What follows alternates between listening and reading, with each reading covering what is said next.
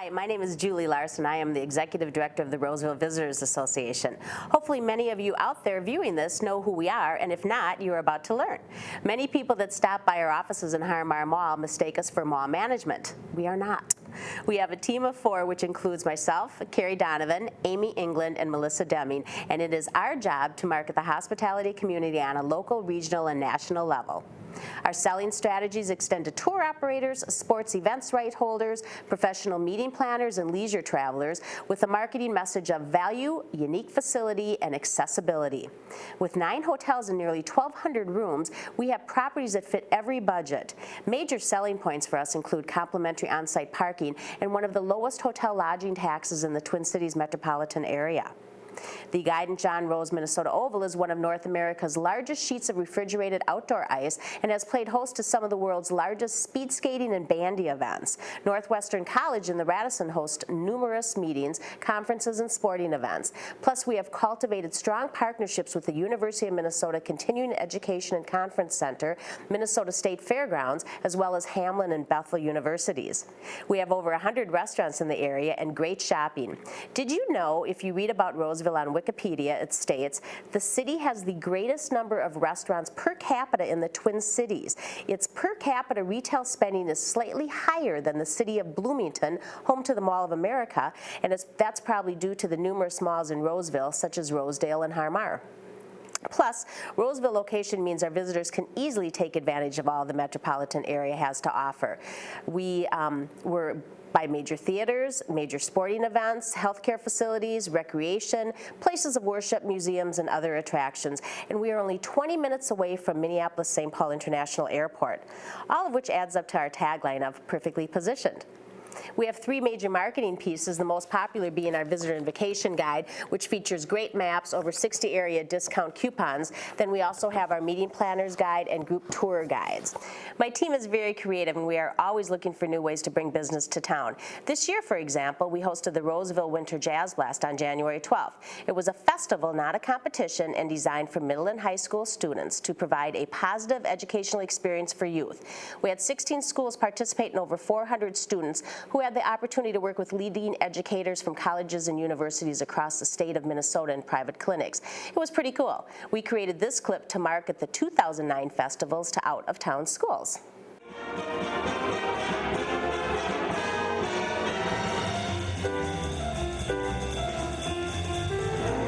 I'm Julie Larson, Executive Director of the Roseville Visitors Association, and I would like to give you a brief look at our Roseville Winter Jazz Blast.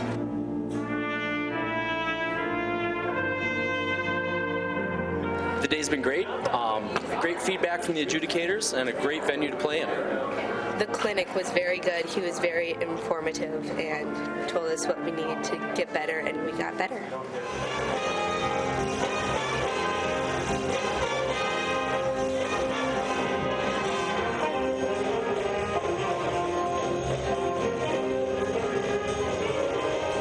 I think anytime you can get your students out in an opportunity to perform for a group of people that are not necessarily your home crowd, I think it's good for them to hear other bands. I think it's good to perform from other bands, and I think it's good to hear from a professional. So it's kind of a great loop.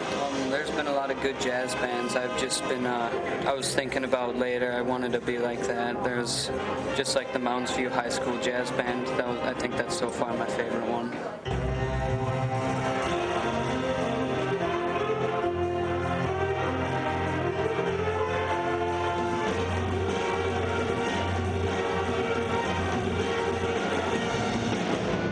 We don't usually go out, but it's just fun to play for other people besides Richie, our band director. And then it's also fun to hear other schools and just like what they can do. And then even the clinician, like she got out her section, she played for us, and it was really cool to hear because she's a professional.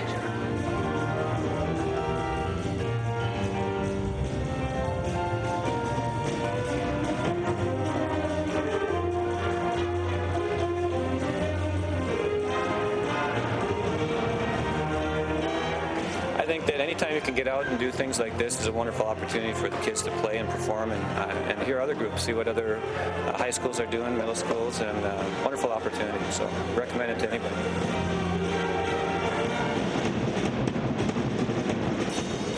you can see, it was a great day, very exciting. We had over 400 students from 16 middle and high schools in Minnesota and Wisconsin, and we hope to see you next year.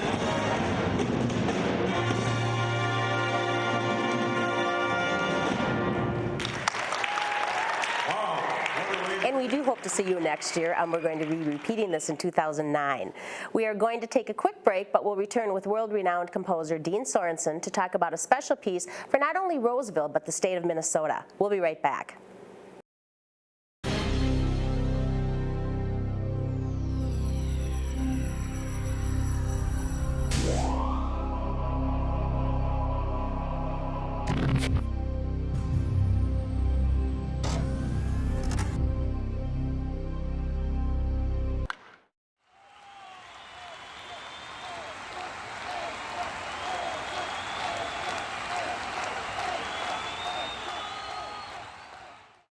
When we realized it was also the 150th anniversary of the state of Minnesota, we approached the folks at the Minnesota Sesquicentennial Commission and asked them if we could work on a song for the big event that our students could possibly play at the Jazz Blast. Not only did they agree, but based on timing, our event became the kickoff of the state sesquicentennial celebration, and our commission song, Shines for All to See, is the official song of the year-long celebration.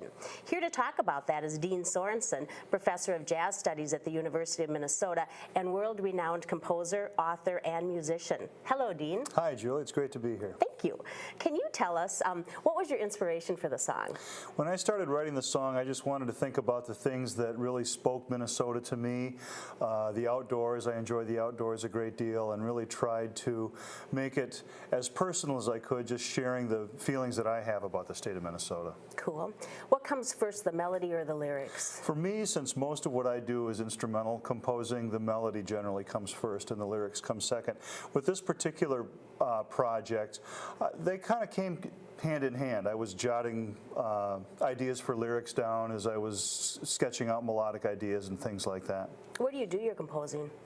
I do most of it at home. I have a nice setup at home with a computer and a keyboard and everything, but a lot of times if I have a few free moments, I'll pull out a pencil and paper and just jot down some ideas that way too.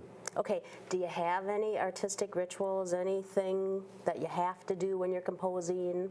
Well, I generally have to burn incense and do a short, say a short prayer. No, not particularly. In today's modern world, with everything that I do between teaching at the University of Minnesota and I'm also a trombone player and I do a lot of performing, I have to find time to write whenever I can squeeze it in. So I don't really have time for a whole lot of Mickey Mouse. I just have to get down to business and get it done. So from the time that we contacted you till the time you actually produced the song, how long did that take you?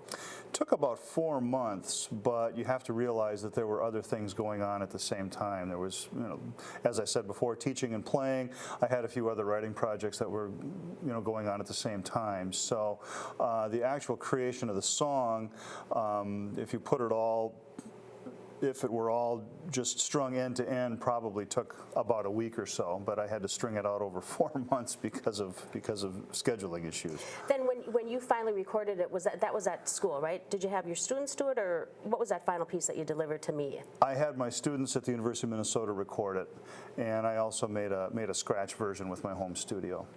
The cool thing about this too is that the song is growing bigger than what we expected. I mean, it was going to be for the Jazz Festival, but now we've kind of taken it on the road, and it was we played it at the Minnesota the state representative, their opening session. Right. It was played there. When is it going to be at the Twins game? The Twins game, I believe, May 10th. Okay, it's a Saturday night, and the Red Sox are in town, so we'll have a good crowd. Oh, that's great. And the choirs from Robbinsdale, Cooper, and Armstrong High Schools are going to perform it. And it's going to be on the steps of the Minnesota State Capitol during Statehood Week? On the steps of the Capitol during Statehood Week, yep. And I've been contacted by many schools and community bands, especially from around the state, who are interested in performing it. So I think it'll develop some legs, which is nice. We've also entered it with the Midwest